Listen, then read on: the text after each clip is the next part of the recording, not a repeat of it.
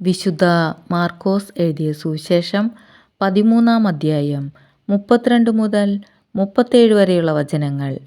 സദാ ജാഗരൂകരായിരിക്കുവിൻ. എന്നാൽ ആ ദിവസത്തെക്കുറിച്ചോ ആ മണിക്കൂറിനെക്കുറിച്ചോ പിതാവിനല്ലാതെ മറ്റാർക്കും സ്വർഗത്തിലുള്ള ദൂതന്മാർക്കോ പുത്രനു പോലുമോ അറിഞ്ഞുകൂടാ.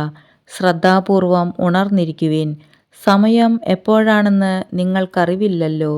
വീടുവിട്ട് ദൂരേക്ക് പോകുന്ന ഒരുവൻ സേവകർക്ക് അവരവരുടെ ചുമതലയും കാവൽക്കാരന് ഉണർന്നിരിക്കാനുള്ള കൽപ്പനയും നൽകുന്നത് പോലെയാണ് ഇത്.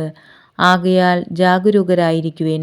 എന്തെന്നാൽ ഗൃഹനാഥൻ എപ്പോൾ വരുമെന്ന് സന്ധ്യയ്ക്കോ അർദ്ധരാത്രിക്കോ കോഴി കൂവുമ്പോഴോ രാവിലെയോ എന്ന് നിങ്ങൾക്കറിഞ്ഞുകൂടാ.